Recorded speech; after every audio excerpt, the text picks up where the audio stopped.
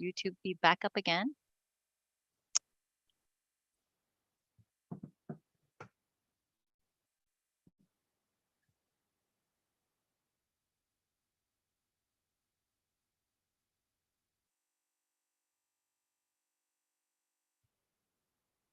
All right, we're back up again on YouTube and we are connected and ready to go. Go ahead. Great. Thank you very much, Amaret. Appreciate that. It is 11:01 a.m. and I'd like to call to order the meeting of the Finance Auditing Committee of Thursday, January 26, 2023. And before we begin, please note the meeting is live streamed on YouTube and recorded. Members of the public are encouraged to watch or listen to the meeting online or by dialing into 415-569-6446 for the audio of this meeting. If you would like to provide public comment at today's meeting and have not done so already, please call 415-569-6446 and let the facilitator know what items you would like to speak to today. And Madam Secretary, with that, can you please call the roll? Thank you. Starting with Director Cochran. Here. Director Giudice. Here. Director Grosboll. Here. Director Hernandez. Here. Director Rodoni. Here. Vice Chair Parr. Present. Chair Rabbit. Here. And President Theriault. Here. Thank you. You have a quorum and you are also still a committee of the whole. We have a whole host of directors still on the line. So instead of going through the roll call of everyone on the line, I'm going to check everyone off here. It's Director Garbarino, Director Hill, Director Maston, Director Snyder, Director Thier. So we have everyone on again. Dennis Mulligan, I'm going to go and confirm staff. Are you here? Here. There you go. Joe Wire, Yes. Eva Bauer, Present. go. Kim Manolius, Good morning. Madeline Chun, Here. Dave Rivera, Good morning, President. Mona Babauta, Present. and Kelly Hopper. Present. All right, thank you. We also have staff on the line today that's joined us because there's going to be multiple presentations done. So I'm going to turn it back over to you. Great. Thank you very much. Thank you, everyone, for joining us and sticking with us today. I want to remind everyone to mute their microphones until after staff presentations. Remember to unmute when we open up for directors discussion. If we have directors on with us with the phone, please remember the *9 trick to unmute yourself. And after staff's presentation, I'll be asking for any questions or comments on the item. Click on the raised hand function on your device if you have a question, or press *9 if joining by phone. If you have any questions, Madam Secretary, I will call on you accordingly. If we missed your raised hand, please, by all means, speak up. And after our discussion, we'll ask for any public comment before moving on. And please follow along by referring to the page numbers located in the bottom right-hand corner of your meeting packet. And Madam Secretary, can you please introduce that first item? Thank you, Chair Rabbit. Item 3 is the ratification of previous actions by the Auditor Controller, and that packet of commitments, ratifications, and investments before you begins on page 5. Wale is here with us today to go over PFM's investment report for December 2022, and that begins on page 9. Wale, turning it back over to you to begin your presentation. Good morning, everyone. Hope everyone's doing well. We'll start with the monthly report presentation on page 10. So when we look at page 10, we see that the 2-year Treasury continues its pretty steep climb from where it was back in December of 2021. We are, well off the highs for the year, but the 2-year Treasury ended the month of December at 4.43%. When we look at other areas of the yield curve, we can see that rates did increase, especially on that shorter end, with most of the increases by 26 basis points happening in that 5-year Treasury range. When we look at the yield curve inversion continues to deepen, which is one of the reasons why we are still somewhat on recession watch moving forward. Now we move on to page 11. Even though we are on sort of recession watch, unemployment continues to remain well below we do have full employment, excuse me. So we are at the 3.5% unemployment range, which is really good. And we also did see an uptick in the labor force participation rate to about 62.3%. One of the biggest areas of inflation that is contributing to what we've seen over the last couple of months. Energy was a big contributor, but that has come down pretty substantially since the highs earlier in the year of 2022. But wage inflation, especially in the service sector, is an issue that the Fed is continually trying to combat because there are still not enough people looking for work compared to the job openings. And in order to attract more workers, employers are having to raise their wages, which is causing wage inflation. So that is something that the Fed continues to battle as it continues its fight with inflation. When we move on to page 12 and we look at some of the minutes from the Fed meeting and some of their concerns. Again, the Fed has been very, very animate about making sure that they restore price stability. So back in December, the last CPI reading that we got for November was at 7.1%. And then the most recent one that we got earlier this year for December 2022 was for 6.5%. So inflation is trending downward and in the right direction to the point where the Fed is, has been animate about saying, okay, now we are at a place where we can stop the aggressive rate hikes that we did throughout 2022. So we're not expecting the Fed to be as aggressive with their rate hikes. Federal Chairman Powell has said that, it does make sense to start slowing down, but they do not want to prematurely start to cut rates, and then all of a sudden inflation starts to uptick more. Then we have another issue that that they have to deal with. So the Fed has said that they're not planning to cut rates. So that's they want to get to a Fed funds rate that's somewhere between 5.0 to 5.25% by the end of the year, and we're pretty close to that number now. So we're expecting the Fed to possibly hold rates at that number before moving forward. When we move on to page 13, the market is actually pricing something completely different. So there's a disconnect between what the Fed is saying and what the market is pricing in. And what we're seeing here is that the market is actually pricing in potential rate cuts in the back half of 2023, moving into 2024. It's also pricing in 25 basis point rate hikes between now and the next meeting, between now and March, which we could see, or we could just get a 150 basis point rate hike at the next meeting. We don't know exactly for sure. But again, I think the point here that we're trying to show is that, there is a disconnect between what the Fed is communicating to the public and then what the actual bond market is pricing in as far as where they see rates moving into the end of 2023. From an analyst standpoint, we move on to page 14 and we look at recession risk. We're currently in the yellow, but analysts are fairly optimistic about where GDP will be trending as we move throughout 2023. So the first half, everyone's kind of expecting things to slow down and even having negative GDP potentially in Q2 of this year. But if we start to move towards the back half, GDP will remain flat. And then as we move into 2024, they're expecting GDP to rise modestly into next year. We look at the yield curve on page 15. Again, the yield curve remains inverted. That inversion is starting to deepen as shorter term rates on the short end are increasing, and then longer term rates on the long end, so the 10-year and further out, are starting to decrease and even flatten.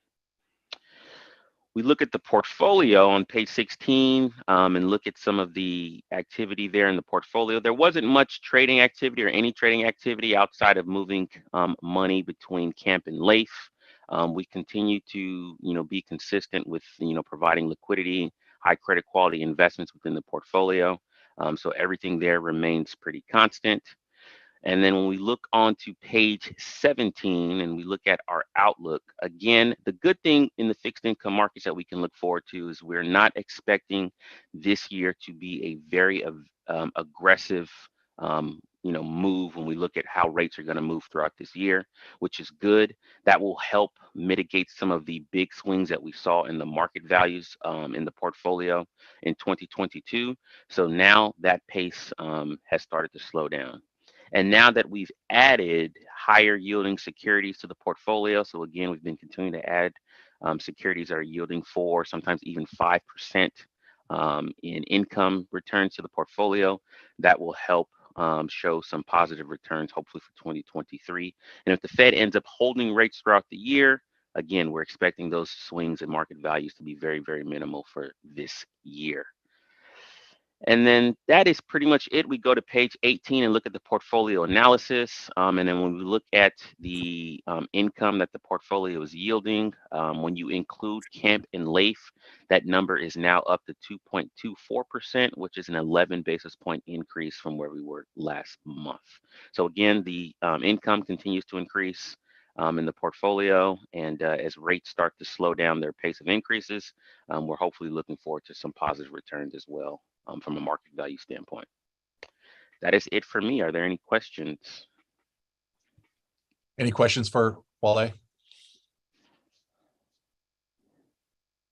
I do not see any hands raised. I will add this, that I had the pleasure to attend this morning.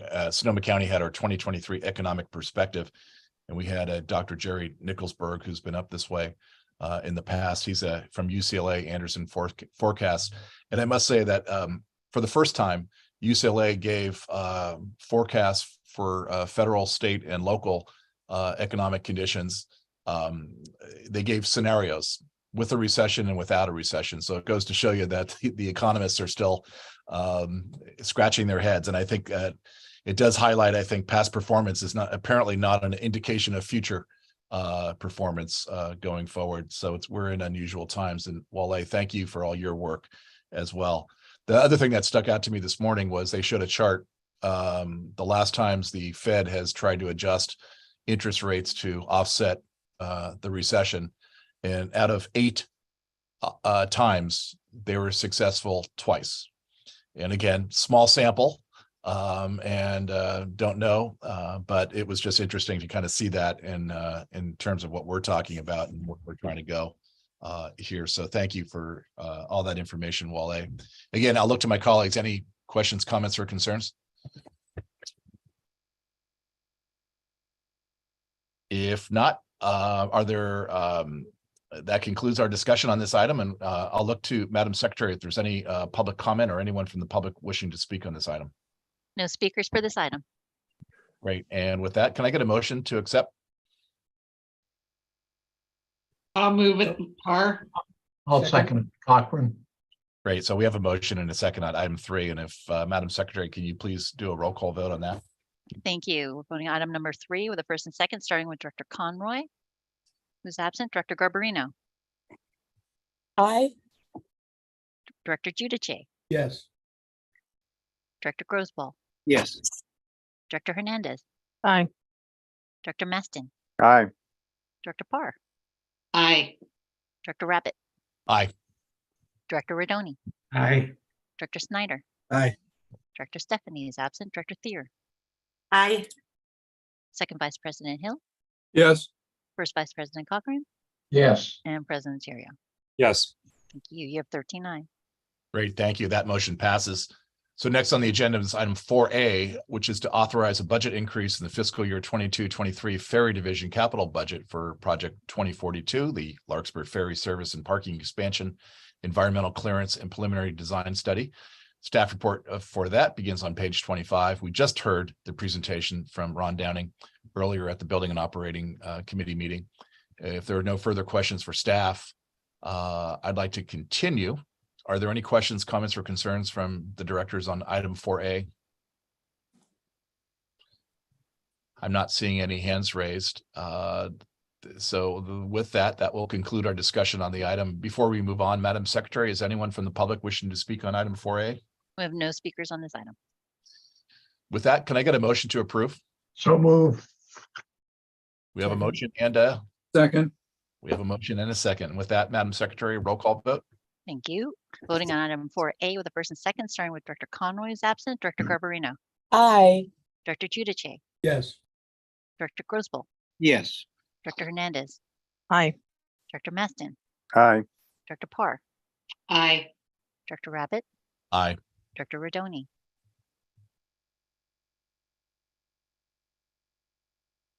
Oh, do we lose Director Rodoni? Oh, looks like we lost Director Rodoni. Director Snyder, Aye. Director Stephanie, absent. Director Thier, Aye. Second Vice President Hill, Yes. First Vice President Cochran, Yes. and President Terrio. Still lamenting, still yes. Thank you. We have 12 yes. Thank you. Again, that motion passes. Next on the agenda is item 5A, which is to approve actions relative to the federal and state disaster assistance. This staff report begins on page 29, and Director of Capital and Grant Programs, Amy Fry, will be presenting the item. Amy, please go ahead. Good morning, Chair Rabbit and members of the Finance Committee. I'm Amy Fry, Director of Capital and Grant Programs. Before I present this item, I want to provide you with a little context in what went into the historic grant award that the district was celebrating earlier this week. The award is the culmination of over 6 years of hard work, developing, submitting, receiving feedback, and incorporating that feedback into improved applications with staff from my team, the General Manager's office, the District Secretary's office, the Engineering Department, and our consultants from WSP. So with that, I'm going to present the item before you. We are seeking approval of a resolution designating the General Manager, Director of Risk Management and Safety, and Director of Capital and Grants as authorized agents to receive disaster assistance on behalf of the district. The resolution requires renewal and is an attachment to this item. The designations will be in effect for 3 years. The district is eligible to apply for and receive public assistance for eligible costs. The district previously received disaster cost recovery from FEMA and Cal OES for the landslide caused by the 2017 winter storms. In March of 2020, staff sought reimbursement for costs related to the COVID-19 pandemic. Staff have submitted a total of 7 streamlined FEMA project applications worth $1.1 million for disaster financial assistance, and we anticipate receiving the remaining awards this year. And I'd like to acknowledge the hard work of, again, my team, accounting and procurement staff who have been integral to these FEMA applications. We also may apply for disaster recovery funds associated with the recent rainstorms that have hit California, and today's action would allow the district to continue applying for and receiving federal and state disaster relief this year and well into the future. And with that, I'm happy to answer any questions that you may have. Great. Thank you very much. First off, just thank you to you and your staff and the entire staff for not only these grants, but the one that we celebrated on Monday, and recognize the amount of work that goes behind the scenes on that. And you know, someone who from a county that has been intimately involved with FEMA and Cal OES over the years, we understand it takes some pushing, prodding, and a lot of hard work and time. So thank you. Thank you on behalf of this body going forward. I'll look to my colleague and I see one hand raised, and that's Director Maston. Yeah. Thank you. Good morning, Amy, and thank you and your team for all the hard work that goes into these grants. I know they're not easy. On page 29, the summary references, and you mentioned in your comments as well, a 2017 landslide, but it doesn't identify it. Was that on Alexander Avenue or somewhere else? Yes, it was on Alexander Avenue. Okay, thank you. Yeah, you're welcome.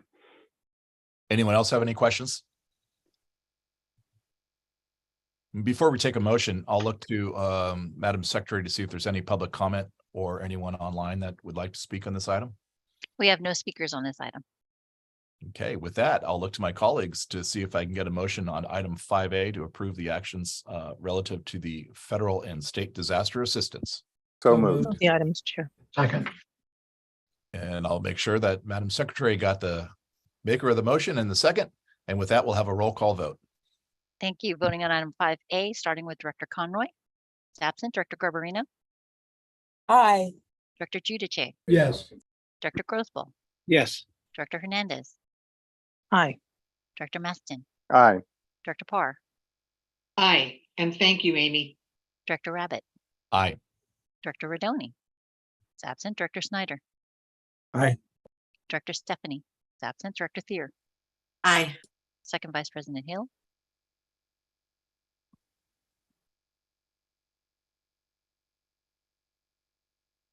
Yes. First Vice President Cochran. Yes. And President Serio. Yes. Thank you. You have 12 ayes.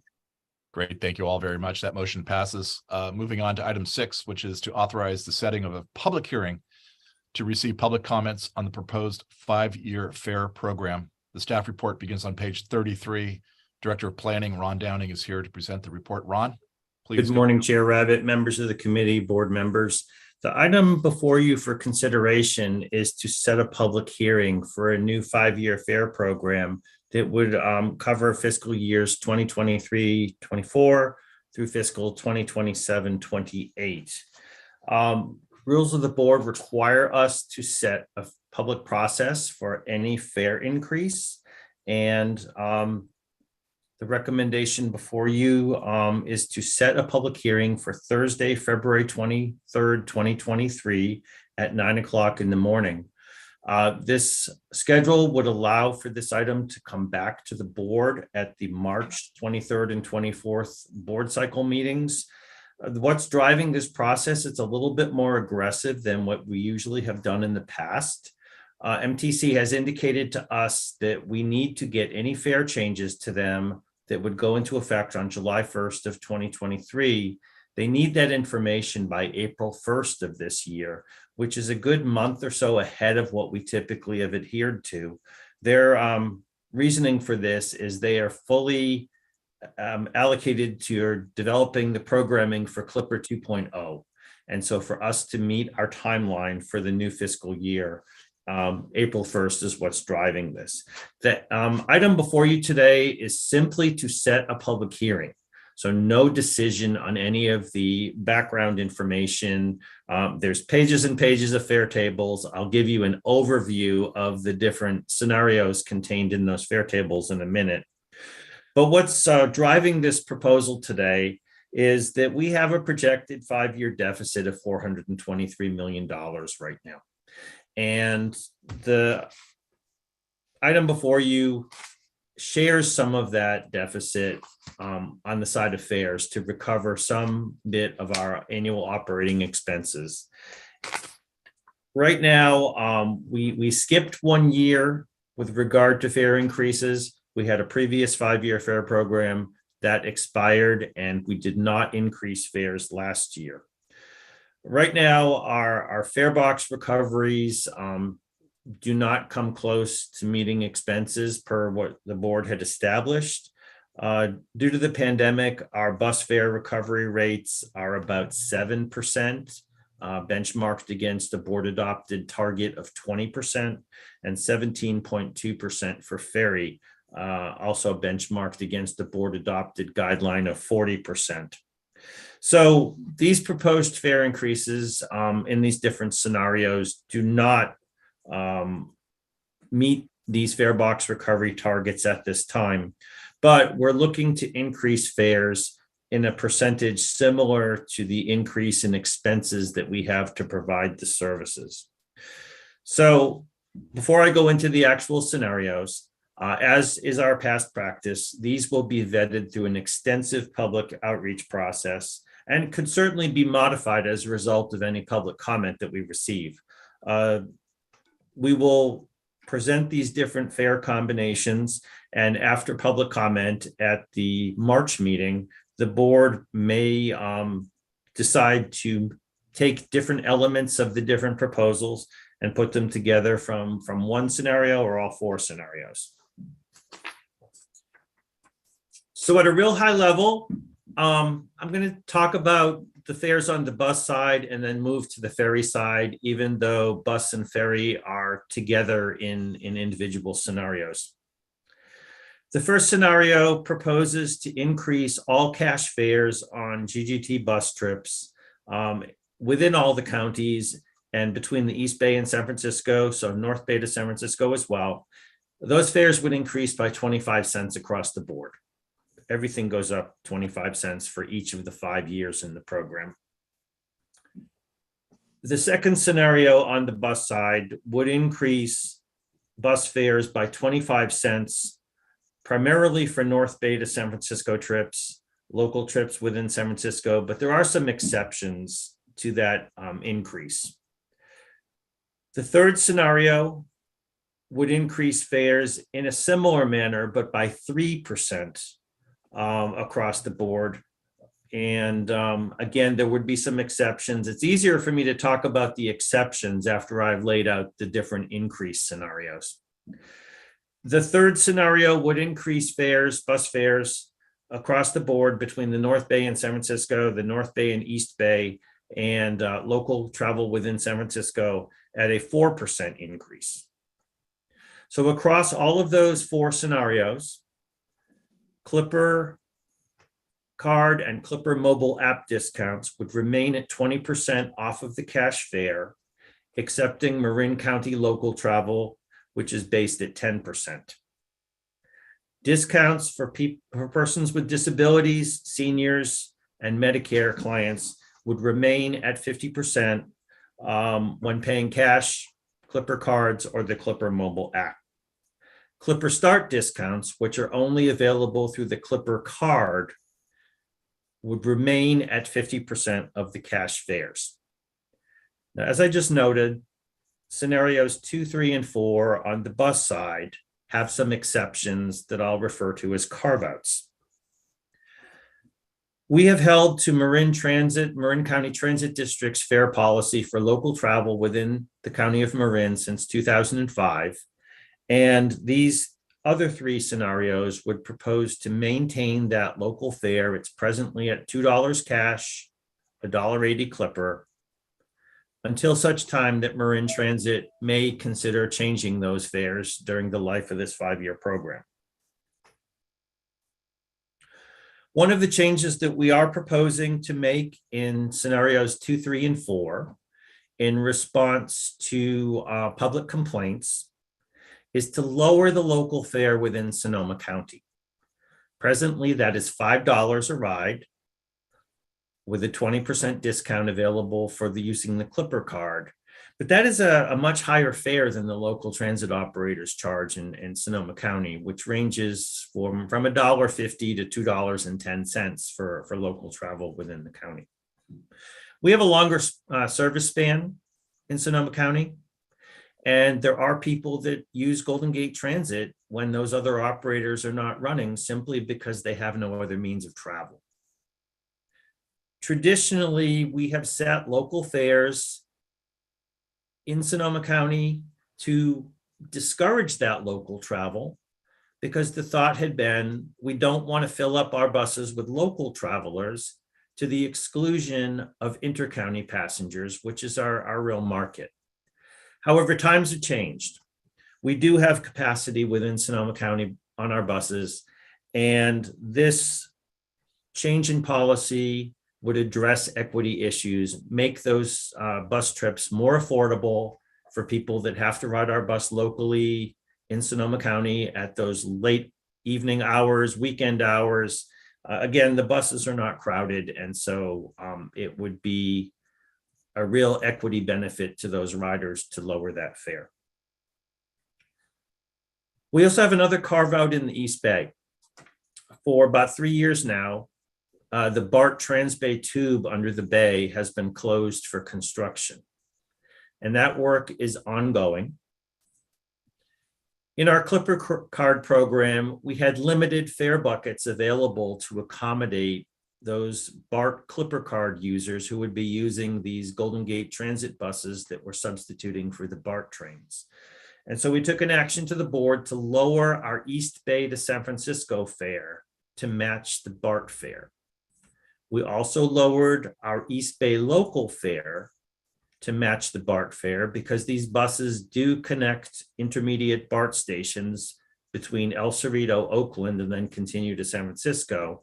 So thus, somebody could ride our Golden Gate Transit bus locally from El Cerrito to Oakland when the BART train isn't running.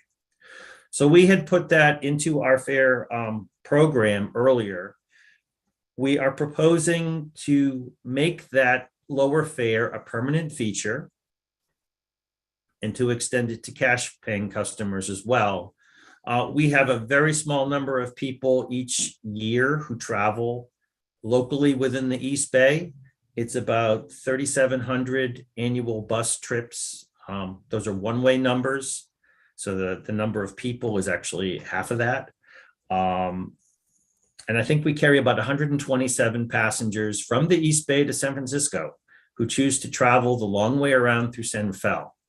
And so again, by including these in a possible future fare program, we've addressed some additional equity issues that really don't have a huge revenue impact. On the ferry side, we have 4 scenarios as well, and they're pretty much tied to the bus scenarios, but I'll go through these separately. On the ferry side, the first scenario, like on the bus side, increases all ferry fares by 25 cents each year, single ride tickets, clipper tickets, and group fares. The second scenario, the second scenario, third scenario, and fourth scenario are similar to the bus side, where we would increase fares by 25 cents, 3%, or 4%. But we have some carve-outs on that as well. Our means-based fare, our Clipper Start fare, has been pegged to the single ride cash fare on the ferry. Those fares are rather expensive, and even at 50% off, they are not really affordable for somebody of low income means. So the fare would be $14 for a single use adult fare on ferry if you just buy the cash fare from the machine.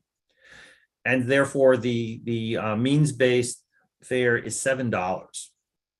So the proposal for scenarios 2, 3, and 4 is to not peg that Clipper Start fare against the cash single ride fare, but to change it to be pegged to the Clipper stored value card that you would get by using your Clipper card or the Clipper mobile app. That changes the dynamics greatly for people of low income. So the fare would drop from $7 to $3.75.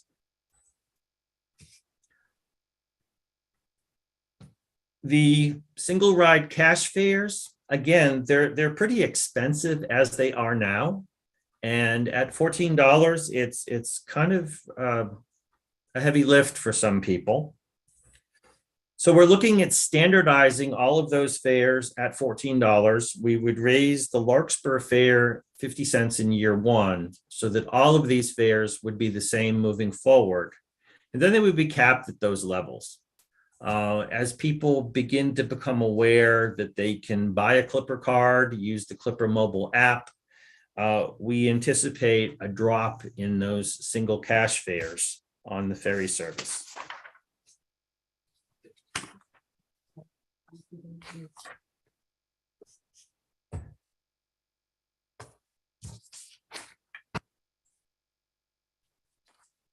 I believe that's a broad overview of the different scenarios for bus and ferry that are being proposed for us to take out to a public process to get comment on these different elements.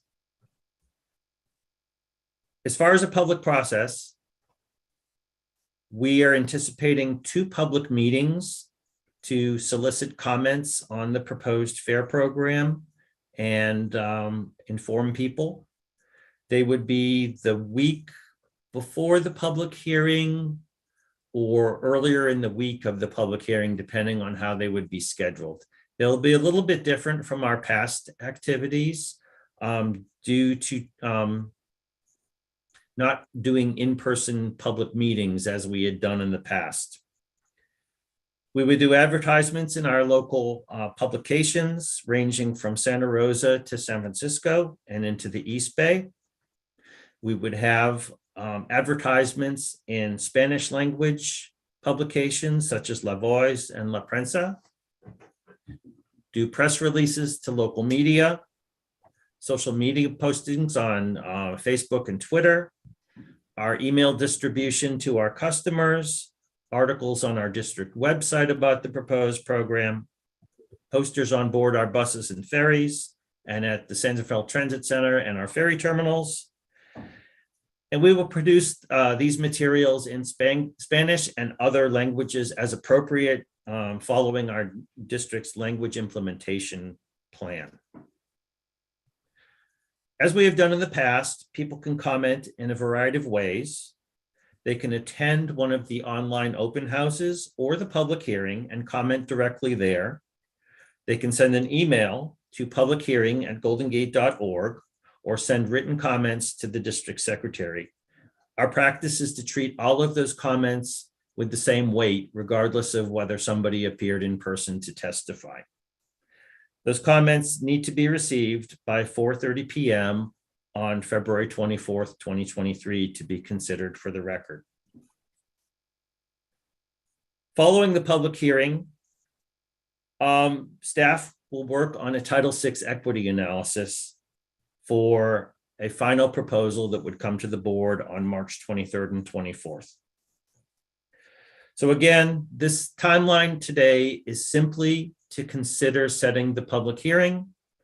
It's not an investigation of the different elements of the FAIR program. These are the 4 scenarios that staff has put together. We'd like to take it out to the public to find out what they feel about it.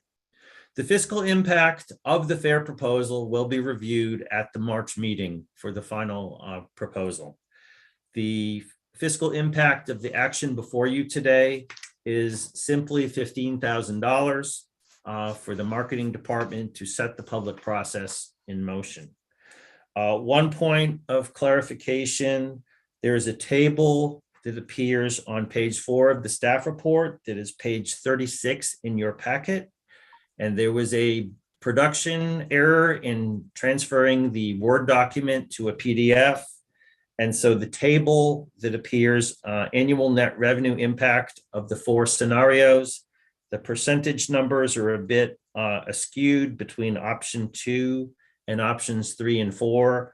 So those 2 percentage numbers, the 1.65 and the 1.90, would simply drop down a line. With that, I'd be happy to answer any questions. If I could, Mr. Chair, could I offer a couple additional thoughts? Oh, please. Yeah, as Ron has said several times, the item before you merely seeks to have a conversation with the public. If you choose to approve this today, it does not guarantee or raise fares at all, but it means that we'll have a conversation with the public on a suite of options. And staff thinks it's prudent to do so at this time because costs go up every year. Our biggest cost is our people. And if we're going to get pay raises to employees, if we're going to make additional contributions to the pensions, we need to have revenues to do that. And so this is one way to partially pay for that. It's also important to note that from a customer or political perspective, if you don't raise fares for 5 years and then you raise them $1.25, people go crazy. But if you raise them 25 cents a year, people are much more tolerant of it. And that's just part of human nature. And that's something that we have tested and proven over many decades now. So it's important to be cognizant of that. With respect to the local fares in the counties, there are differences that really justify what's before you. The state provides transit operating assistance called STA and TDA to transit operators throughout the state, and it goes to the counties and gets distributed. Sonoma County gives us a lot of STA monies, and we used to operate a lot of commute service and regional service. There's less today.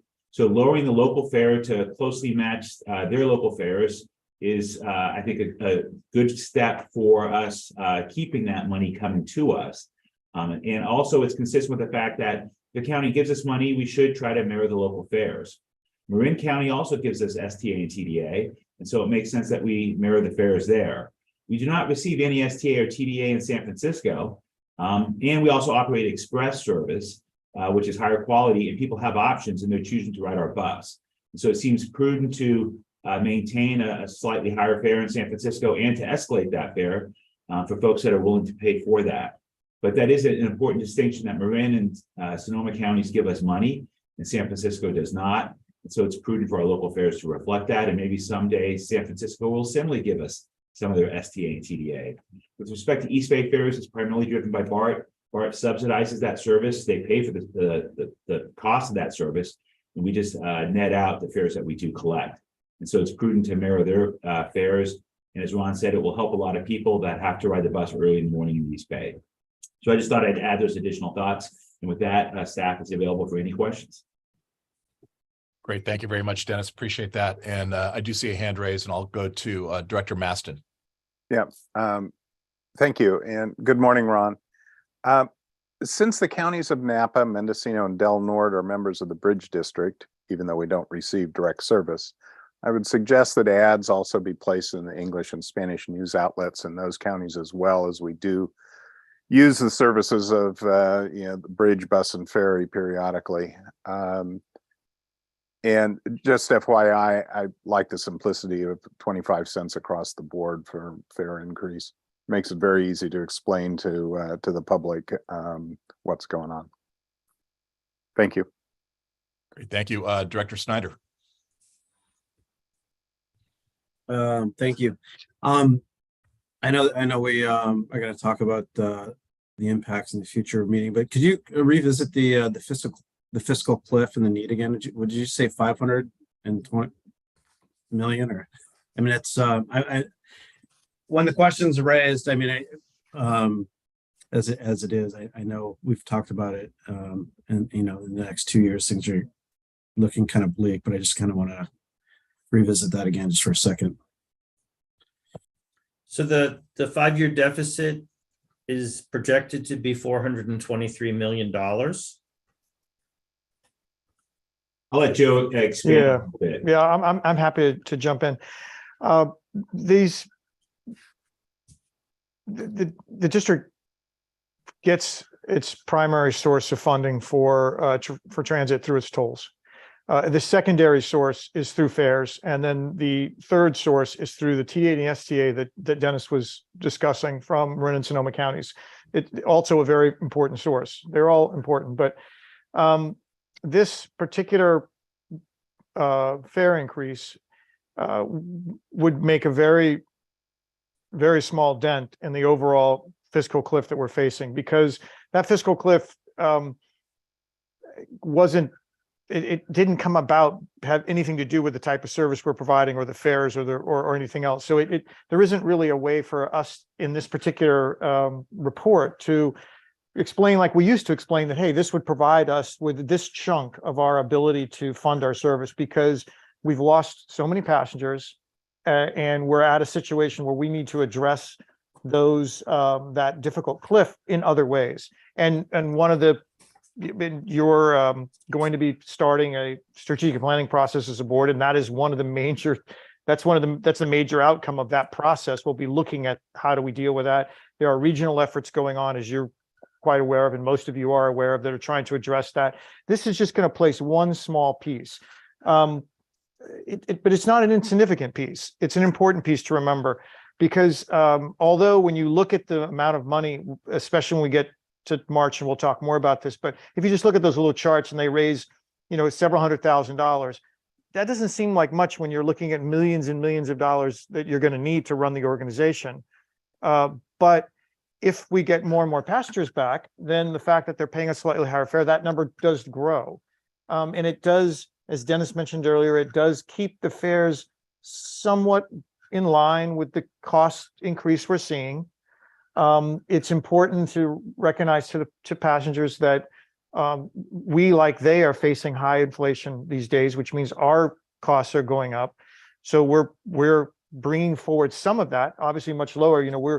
The community may be facing rates in the 6-7% range, and we're talking about rates in the 3-4% range for increases. So we're not putting it all on the backs of that. So we're trying to make that more comfortable. even though we know they're facing increases elsewhere. But also what we don't want to do is, as Dennis mentioned, we don't want to wait until quote unquote things get better. They're not facing rate increases so much anymore. And so then it looks really strange when we're coming back at that time and asking for a much larger increase to make up for what we didn't get. As Dennis mentioned, this district used to do that. And we had a long history of doing that. And it was never a very good way to do it. In the last 15 years, we moved away from that. And for the most part, people don't like their rates going up, but they much prefer it going up a little bit at a time rather than us coming in at some day and saying, oh, now we need, as you mentioned, like $1.25 or whatever. What percentage does Marin and Sonoma provide through the TA? Or excuse me, what percentage do they kick in for of their TDA or of our resources? Our resources. It used to be as high as 15-17%. Normally it's likely to be a little bit higher now because the proportion of our expense rate is a little bit lower because we are not running as much service as we used to run. So I don't have the exact number right now. We'll be producing that in your budget. Your proposed budget that will come to you, but I can look at that between now and next time we come back to you and get you that data. I mean, is there any way to ask San Francisco, or have we ever had a strategy around that to see if, I mean, they have a lot more money than. We're now picking up local passengers in San Francisco, so it does provide an opening for us to do so. Historically, before the pandemic, we would not pick up and drop off people within San Francisco. We just focus on getting people from the North Bay into the city. Today, San Francisco local riders are a pretty good chunk of our bus fare revenues. And so it's something that we want to explore. And it's something that, over time, we will be starting those conversations. But those are always challenging conversations. A lot of times people like to let the sleeping dog lie, right, in all the counties, as opposed to kicking it, because sometimes it can have unintended consequences. Fair enough. Appreciate that. Director Maston, you have your hand up. Yes, thank you. It's my understanding that we do not receive any STA from Sonoma County. So where is their money coming from? Do we know that?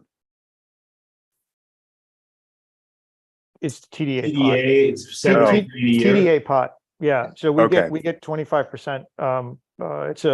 It was an agreement that was formed with Sonoma County approximately 30 to 35 years ago. And it's as I think Dennis mentioned, it's one of the sleeping dogs.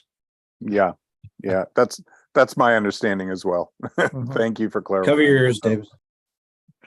Well, Dennis already knows this, but this is a very tenuous subject up this way, just based on the number of ridership for Golden Gate Transit as compared to the other transit agencies, especially in the Santa Rosa UZA area. So it is a sleeping dog, and I'm sure it repeats itself throughout the Bay Area. I mean, we have done great in the past, and again with Speaker Pelosi and our congressional delegation of having more opportunities to receive more money from the feds by having larger or more UZAs than most other urbanized areas, which brings more money here. But then, of course, once the money's here, there's a lot of hands in the pot going forward. So appreciate that. Anyone else have any questions, comments, or concerns for Ron? I do have one question. Now, I know through SMART, we were limited on some of our fare programs because of the Clipper capacity. And now with Clipper 2.0, I'm just wondering, would we look at doing anything different now that Clipper 2.0 has a broader capacity for options? When it's available. We're still not there yet. So we don't want to wait for Clipper 2.0 to do a fare program. We want to do a fare program, and then we can revisit it when Clipper 2.0 gives us the opportunity. But when Clipper 2.0 is out there, we look forward to it, because if it's staff's desire to come back to you with various things that would be akin to a pass, but would be what's called an accumulator. So you ride 9 times and the 10th one's free. So it would passes are difficult for people of low income to purchase. But if you pay for your trip every day, and after 5 trips or 9 trips, you get 1 free, or you do so many in a month and all the rest are free. It's a good vehicle for pricing, for customer loyalty, but it's not there yet. and it's close, but it's not there yet. And so we think it's prudent to do something now and then come back and revisit, collectively something to do to grow ridership. Yeah, no, totally understand. And I was looking through, I know on Smart, again, well more than half of our riders have a discounted fare of one type or another. And I was wondering if we have that summarized within our report. I was trying to find that to see if there was something about what percentage of our overall ridership receives a discount. And We I know don't have that for you today, and it's changed dramatically since the start of the pandemic. Before the pandemic, the commute routes were, primarily people who did not have discounts, while the other service, the regional service, did have a pretty high number of people that had various discounts. But we can get that data and bring it forward as part of this process. But our goal is to bring back commuters also. So we don't want to just fixate on today's numbers, but we'll gladly provide those. Yeah, no, I appreciate that. I really do. So the action in front of us is to set the public hearing. And I'll look to my colleagues one last time. Any questions, comments, or concerns? And Madam Secretary, is there anyone from the public who'd like to speak on this item? Yes, we have Mr. Pilpel speaking on this item. So in a second, David, are you there? I am. Go ahead. We can hear you loud and clear. Great. So on this item, I don't remember when the last bridge toll increase took effect. Maybe that was last July. Ultimately, I think it would be great to align the toll and fare programs so that all of the revenues are adjusted at the same time across the board. I get that we're not quite there. There may be reasons not to do that, but that's just my thinking.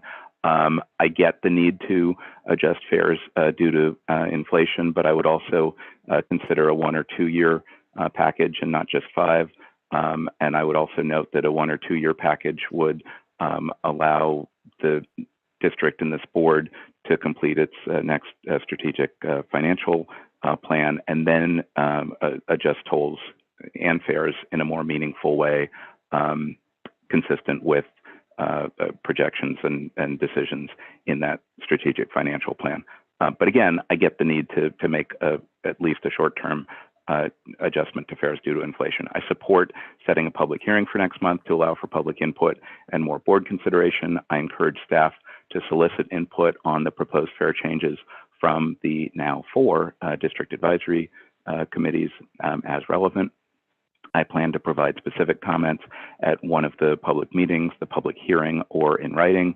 I really do appreciate the nuanced and thoughtful changes that are proposed. While minor in impact, I think both to ridership and revenue, they are meaningful on a number of fronts that staff discussed. Personally, and in part based on the general manager's point earlier this morning, I'm now leaning towards a 50% surcharge on local trips in San Francisco and Sonoma compared to the local operators. That seems to be about right, but I'm still open and thinking about it. So anyway, thank you for listening, and more on this in the future. Appreciate it. Thank you, Have David. no other speakers on this item. Okay, great. I'll bring it back to the board, and I know that our time frame is predicated upon the accelerated time frame of MTC to move forward. So with that, can I look to my colleagues? Could I get a motion to approve the setting of the public hearing? So moved. Second. We have a motion and a second. I'll ask Madam Secretary if she can call the roll. All right, we're voting on item number 6 with the first and second, starting with Director Conroy, who's absent, Director Garbarino, Aye. Director Giudice, Yes. Director Grosboll, Yes. Director Hernandez, Aye. Director Maston, Aye. Director Parr, Aye. Director Rabbit, Aye. Director Rodoni is absent, Director Snyder, Aye. Director Stephanie is absent, Director Thier, Aye. Second Vice President Hill, Yes. First Vice President Cochran, Yes. and President Terrio. Yes. Thank you. You have 12 ayes. Great. Thank you very much. That motion passes. We'll move on then to item 7, which is to approve actions relative to project number 1960, the fare box system upgrade. The staff report begins on page 75, and Chief Technology Director Fong Liu is here to start the presentation. Fong, go ahead. Good morning, Mr. Chair and members of the committee. Fong Liu, Chief Technology Director. at the Information Systems Department. What we have here before you is to approve actions related to the Farebox upgrade system upgrade, which is project number 1960. I have my co-presenter, Ron Dunning, who is the Director of Planning, who will be talking about or giving everyone a recap of the background for this system, as well as the business needs for this upgrade. And I will be talking about the funding needs, as well as technologies and project management. With that, before I go into any details for recommendations and so forth, I want to go ahead and turn the presentation over to Ron. Thank you, Go ahead, Fong. Ron. Thank you, Fong. Good morning, Chair Rabbit, members of the committee, board members. A little bit of background for our GFI Farebox system. It's produced by a company called GenFair. We bought new fare boxes in 2008. So that is the hardware that you see on the bus, where the people put money into the fare box based on the driver programming their fare that they need to pay on a keypad. That system worked pretty well for a number of years. We made changes to our fare program over the years. One of the new elements we introduced was a uniform fare credit for all of the Sonoma County transit systems that we connect with. And we, during that period, had annual fare increases as a result of our 5-year fare program. Around 2018 and 2019, we noticed that there were problems in the software programming that went into these fare boxes. So we would program an annual fare increase on July 1st and put that into the system. And there were unintended consequences where suddenly a transfer that we didn't change would stop working. And so we consulted with GenFair. The person that had worked on our original programming in 2008 was still around, but was about to retire. We went back and forth on several, I'll call them system failures, where we had to go back to a previous version to put it into the fare boxes so that we could continue to collect fares from our passengers. And so there were a variety of patches that were introduced over the years into this software that proved to create a very shaky house of cards every time we made the smallest fare change. We have been in discussions with GenFair since 2019 as to how to remedy this situation. With the new generation of staff they had coming on to replace the people that were retiring, they said, well, we typically only deal with a transit system that has one fare zone. Can't you just convert to one fare zone? And of course we can't, because our fares are distance-based, that you pay a graduated fare based on how far you're traveling. Well, maybe we can give you 2 fare zones. And no, that didn't work either. So we went back and forth and pretty much hit the wall with them and finally said, look, we need you to give us a new software system that will be able to handle our fares on a graduated basis to issue various types of transfers for the different operators we connect with. And they said, okay, we need to think about it. And it took a while for them to come back to us. You know, there was some discussion along the way. Do we need to continue to collect cash fares? Well, of course we do. We can't just say we're not going to collect cash. There are a large number of people that ride our service who are unbanked, who do not trust Clipper cards, because if you can register your Clipper card if you lose it, but if you choose not to be identified, you're not going to do that. Some people are day-to-day workers. They don't want to invest a lot of money on a card that they might use. So they keep paying cash. The cash paying customers represent about somewhere between 35 and 39% of our riders on bus right now. So there's a compelling argument that we need to upgrade the software that goes into these fare boxes to be able to continue to carry our riders. Anything other than that would be a big flag under Title VI. We're not buying new fare boxes at this time, despite what GenFair wanted us to do. We have a software upgrade that Fong can provide the technical details of and the project rollout. It's something we have to do because they will not support the 2008 version of the software in these fare boxes that we have been operating under. So it's not a question of continuing along with what we've had with this myriad of patches on the software. It's time to start anew. And with that, I'll turn it back over to Fong to discuss the technical details. Thank you, Ron. Yes, so today, what we are seeking for approval is to authorize a budget increase in the FY 22-23 capital budget in the amount of $136,234 relative to this project, capital project number 1960, for a total project cost of $729,612, and authorize the general manager or his designee to amend the contract number 2021-D-70 to increase the contract amount by $113,528 for a new total of $574,775 in order to purchase additional hardware, software, services for this project. We also asked an increase of the contingency amount by $22,706 for a new total of $76,602. And this matter will be presented at January 27th Board of Directors meeting. So basically for this additional funding we need, we covered two things. One was to build a fully functioning test/user acceptance testing environment, or UAT environment.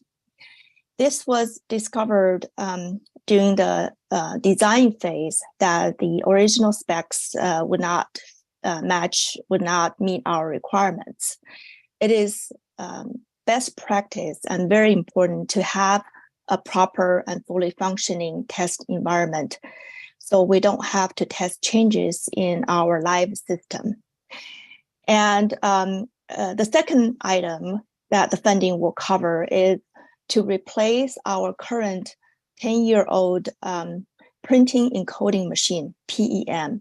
So this machine is primarily used by customer service staff for tickets, and it recently failed. And so it's really at the end of its lifespan. We want to recommend replace this with GenFair's newest device, which is called Administrative Point of Sale Terminal. So mainly those two items that contribute to the additional funding we're asking for this project. And for financial impact, it's 100% district funded. And we also in the staff report provided a table of breakdown costs of why these, these items will cost this much, what goes to what. So basically, mostly the funding, the increase of the cost will go to hardware, software, and professional services. There's a smaller amount, which is around the $32K of the total cost of contract, will be for the support of this upgrade. With that, I'm happy to answer any questions any of the directors may have. Mr. Chair, if I may briefly expand briefly. Please. It costs money to collect money for any business. The GenFair devices are our point of sale for our cash customers. We actually publish what it costs us to collect money in our budget every year. We're unusual in that regards. For a bridge, bus, and ferry, whether it's by Clipper or cash, we show the average cost of collecting a transaction by those various modes. And so we try to share that publicly so people know what it costs. But what we're talking about here are devices that we purchased the year after the first iPhone.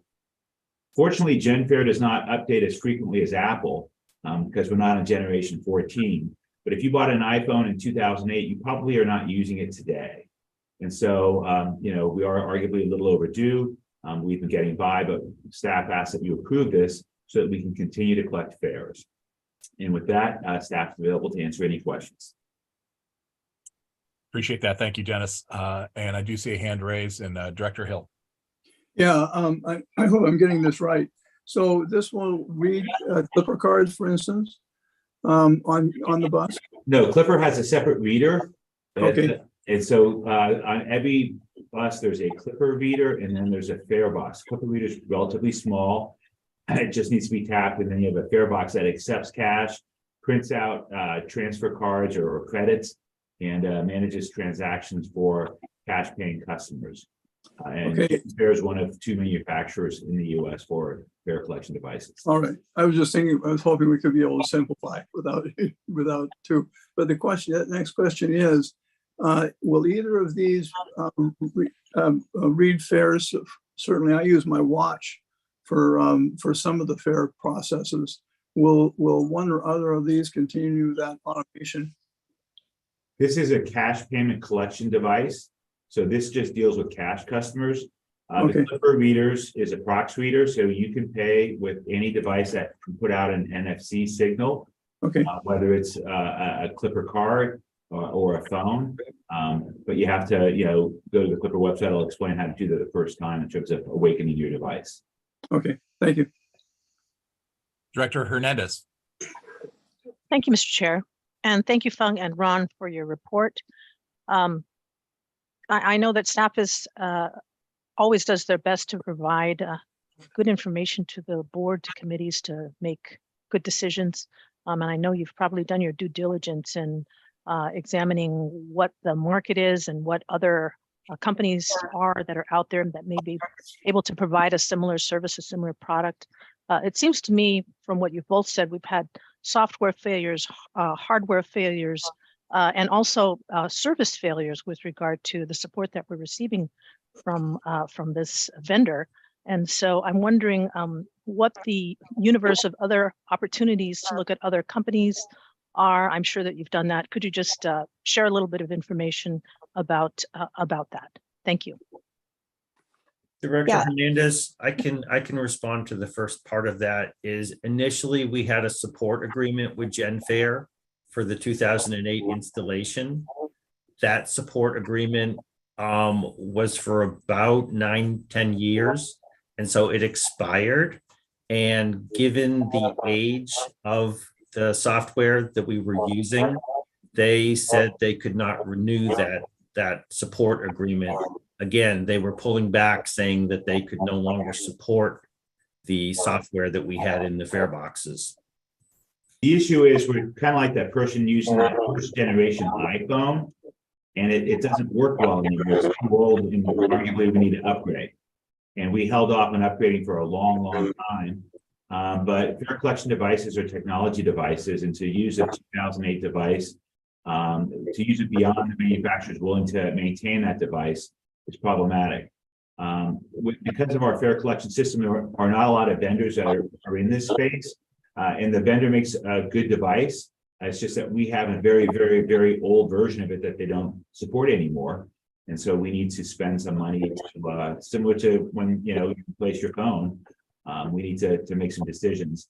And staff believes that at this juncture, it's prudent to stay with the GenFair hardware we have and to do these upgrades and get some additional equipment, particularly for printing for customer service to proceed. Thank you. Thank you, Mr. Chair. Thank you. Director Giudice. Thank you, Chair. Yeah, I've done this more times than I'd like to remember in terms of upgrading POS systems, and it always seems to cost more for support, and there always seems to be a burden on management once this thing is up and running to administer, at least get it launched. So I'm just making sure that we have enough money in there in terms of contingency or support so that you don't have to come back to the board for additional funds. That's all. Yeah, this is Fang. So this was based on our conversation with GenFair, their proposal, and we also built 20% of contingency fund in here, as you can see. I mean, we are not able to predict all the uncertainties, but at this moment, we're pretty comfortable with this quote, and so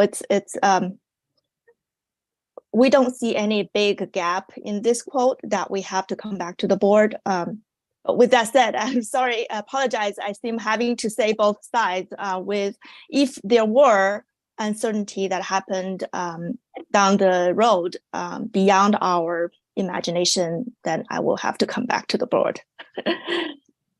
Thank you.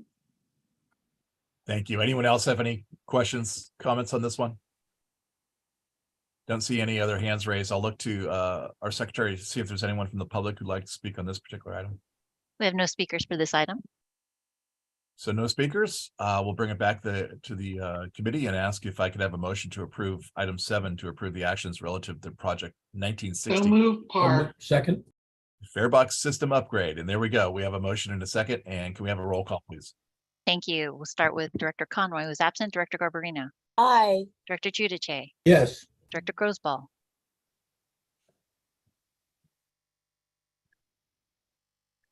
Director Grosball has transferred to, oh, he's raised his hand. Director Grosball, you have to hit *6 to unmute.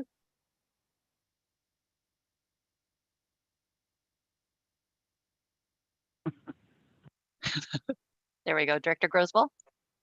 Aye. Thank you. Director Hernandez. Aye. Director Maston. Aye. Director Parr. Aye. Director Rabbit. Aye. Director Rodoni. Is absent. Director Snyder. Aye. Director Stephanie. Is absent. Director Thier. Aye. Second Vice President Hill. Yes. First Vice President Cochran. Yes. And President Terrio. Yes. Thank you. You have 12 ayes. Great. Thank you very much. That motion passes.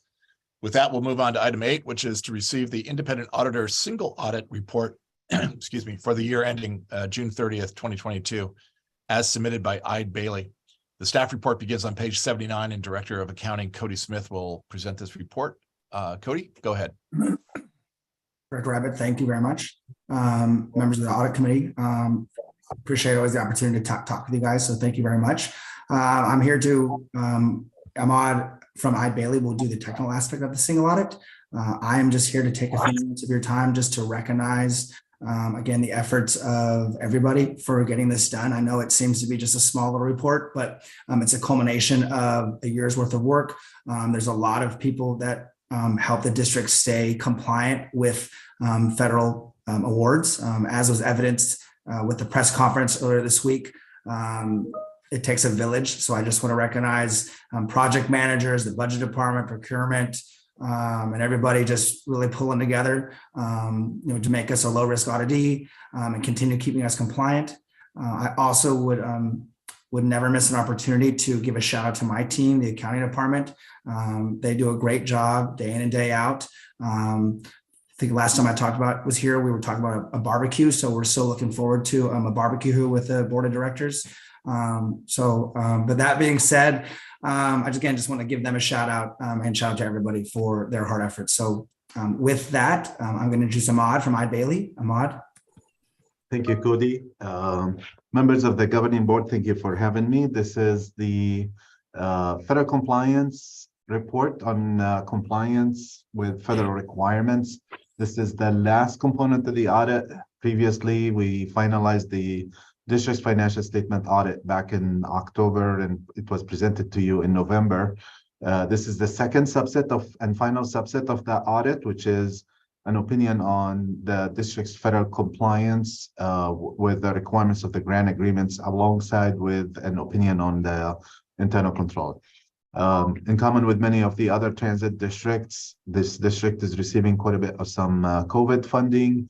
And so the federal compliance requirements, it's a little more than what it usually is. And I'm pleased to let you know that we issued a clean opinion on the compliance with the requirements. We issued a clean opinion on the internal control. And we have no exceptions to report with respect to the compliance. And with that, I'll be more than happy to take any questions. Great. Thank you very much. And Cody, thank you for making that presentation, for reminding us that there's 2 seasons, right? Budget season and audit season. So we are overdue for a barbecue. Look forward to that. So thank you for all the work there. And thank you, Ahmad. I'll ask my colleagues if there's any questions, comments, or concerns. I am not seeing any hands raised, which is a good thing. it means it was very clear and straightforward. So with that, I'll ask the Madam Secretary if there's anyone from the public who'd like to speak on this item. We have no speakers on this item. Great. So I'll bring it back to my colleagues and ask if I can have a motion on item 8 to receive the Independent Auditor's Annual Comprehensive Financial Report. So moved. Second. I know Madam Secretary got the maker of the motion and the second. With that, we'll have a roll call. Thank you. We're voting on item number 8, starting with Director Conroy, who's absent. Director Garbarino. Aye. Director Giudice. Yes. Director Grosboll. Aye. Director Hernandez. Aye. Director Maston. Aye. Director Parr. Aye. Director Rabbit. Aye. Director Rodoni is absent. Director Snyder. Aye. Director Stephanie is absent. Director Thier. Aye. Second Vice President Hill. Yes. First Vice President Cochran. Yes. And President Serio. Yes. Thank you. You have 12 ayes. Great. Thank you very much. And thank you again, Ahmad, thank you for Thank being you. here too. That motion does pass. Next on the agenda is item number 9, a status report on the fiscal year 22-23 budget. Staff report begins on page 93, and Auditor Controller Joe Wire will be presenting this item. Joe, it's all yours. Thank you very much to the chair and to the directors and the full board. This report is your monthly report on the status report, and it is very similar to the one that you saw last month. We are still going to be using the one-time federal funding to balance the budget. The table that shows that is 2 pages forward on page 95. I will take any questions if there are any. Any questions for Joe on this? I am not seeing any hands raised. That concludes discussion on item number 9. If there's anyone from the public wishing to speak. We do. We have Mr. Pelpel. He would like to speak on this item. And Great. I'm going to mute the public line. David, are you still Can you with hear us? me okay? We can hear you. Go ahead. I am. Okay. Last comment for today. I heard President Terrio on Monday at the San Francisco Board of Supervisors, and I very much look forward to the new strategic financial plan. I hope that the plan has provocative proposals, including a range of options related to bus and ferry. I can wait for the time for public engagement on that or prepare some initial thoughts sooner as you wish. I appreciate the continuing staff work on management and budget to keep the district operating in tough times. We should never forget that. Thanks to all behind the scenes, represented and non-represented. And finally, my calculated fiscal cliff date moved a little bit, kind of like the doomsday clock or something. So I now have February 29th, 2024. So time is still very much of the essence. That is just 13 months away. So looking forward to more work on the budget and the strategic financial plan. Thanks for listening.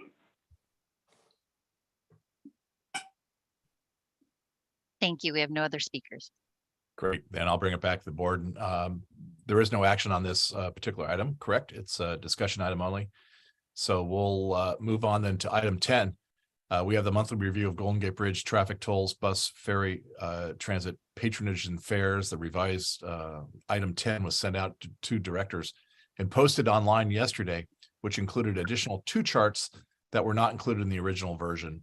Joe, again, is going to present this report as well as item 11A, the monthly statement of revenue and expenses. That's on page 119. And 11B, the monthly statement of capital programs and expenditures. That's on page 137.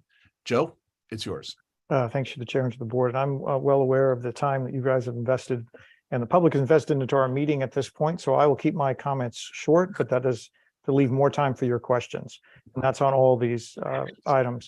Looking at the first item, which is the monthly review of traffic, just to turn to page 105, what we're seeing is or actually no, not 105, sorry, I take that back, because we have 2 months there. Just remember there's both November and December data, so we have to actually turn down to page 113, and that's the December data. And of course the December data does include the November data, of course, because it's been updated. The reason we put both reports in is some people like to see us as we move through the year and be able to have all 12 reports at the end. what these reports show you is that through the first 6 months, is the first half of the year, on the farthest column on the right-hand side, that bridge, bus, and ferry are all doing better than what we budgeted. So that's why you're seeing in that status report an increase in the returns. That's good. We did budget very conservatively for a variety of reasons that we've gone into before. And to see that they're above that is good. And you can see a bridge is up 4% off budget, bus 41%, and ferry over 100% on revenue above budget. So that's excellent. And then now we would have you turn on to the next report, which is the finances, and that would have you turn down to page 120. I'll give you a second to get down there. 120 summarizes the attached reports for the month of December. And the attached reports have all the line item detail and the by division, bridge, bus, ferry, and district. But it's all summarized here on this one page, and that's what we'll take a look at today. If you look at the first, on this table on top of page 120, if you look at the first line, that's bold. It says district operations revenue. And there's 3 columns to the right. The first is prior year at 89 million. Budget we expected to be about 92 million, and then actual is 99 million. So all very good. In other words, actual revenues are about 10 million over through the first 6 months than the actual revenues were last year, which is to do primarily with the increase in both grants and the return in tolls and fares. And it's over budget, as I mentioned above. Then the very next line down, which is not bold, is called consolidated district expenses. And you can see there that our expenses, if you look at the prior year, which is the middle column, to the column on the right, which is the current year, our expenses are only up about 2 million. We expected to have higher expenses. We do have increased costs, but that's so far so good. We are aware this is only halfway through the year, and some bills take a little longer to come through to get paid. So in the end, that likely expense difference will be greater than 2 million from the previous year, or 4 or 5. It'll be probably considerably greater by the end of the year. But it is good to know that we're tracking similar to last year. The result of that means that our current year actual revenue is about $9.2 million under our current year expenses. As I mentioned, we'll be able to offset that by one-time revenue, which we have. We've already drawn down about 18 million for this year. So that deficit will be offset. But that is the deficit that we'll be looking at as we move forward to manage if our business, our tolls and fares don't increase. That'll be the amount that we'll be looking to offset. And more than double that, as I said, you'll have higher expenses as we go through the year. Next, I'll turn down to capital, and then I can take time for if there are any questions. So the capital report we want to take a look at is on page 138. And you can see through the first 6 months on that table on 138, the bridge, bus, and ferry divisions have been spending approximately 47%, give or take a little, some higher, some lower, of their budget. And we're halfway through the year, so that's remarkably right on target to where it would be 50%. So as you know, spending on capital projects does move in a non-linear fashion, but this is a good sign that we are on target on our various projects. And with that, I will take questions. Great. Thank you very much, Joe. I'll look to my colleagues to see if there's any questions for Joe on any of these reports that he's given. I am not seeing any hands raised, so I'll look to Madam Secretary if there's anyone from the public who'd like to speak on what was heard. We have no speakers. Concludes then our discussion on these items. And before we move on, we already did that, and no actions again are required for these. And we'll continue on then to item 12, which is the second quarterly report of judgments or settled claims. The report can be found on page 147 of your packet, and Kelly Vitale will present this report. Kelly, go ahead. Good morning, directors. This is informational for informational purposes only, and no action is required. And so I will just ask if you have any questions. Thank you for that, Kelly. And I'll look to my colleagues to see if there's any questions on that information. I am not seeing any hands raised. Thank you for the work and including it in the packet. Appreciate that very much. Sure. Madam Secretary, anyone from the public on this particular item? No speakers on this item. Okay, that then concludes the discussion and no action again is required. So moving on to items 13 and 14, the second quarterly report on authorized budget adjustments and budget transfers under the general manager's authority, as well as procurement actions. Item 13 starts on page 151 and item 14 on page 155. Joe, you want to go ahead? Thanks to the chair and to the board. These reports are here for to be just transparent as possible with both the board and the public, and I am here to answer any questions on either the change order report or budget adjustment change orders or on the procurement report. Appreciate that. And I'll look to my colleagues once again. Any questions, comments, concerns on those? Again, not seeing any hands raised. One last time. Anyone from the public, Madam Secretary? No speakers from the public on these. Okay, no speakers, no comments. That concludes our discussion on those items and no actions are required. Before we continue on to item 15 on the agenda, which is our closed session, if there are no objections, I'd like to accommodate the public and take item 16, public comment now instead of after closed session. Are there any objections? Seeing none, Madam Secretary, is there anyone from the public wishing to address the committee under item 16, public comment? We've captured all public comment for today, so we're all squared away on public comment. All right, that's great. And again, thank you. Thanks to everyone for their patience during our meetings. We'll be placing the public on hold for the duration of closed session item and return after closed session to adjourn the meeting. Our attorney, Kim Manolius, will take us into closed session. Kim, please. Of course, thank you, Chair Rabbit. At this time, the Finance-Auditing Committee will go into closed session for a conference with legal counsel under Government Code Section 54956.9A regarding the case listed on the agenda, Sanders versus Golden Gate Bridge District. Thanks. Thank you. Okay, give me one moment to put the public line on hold.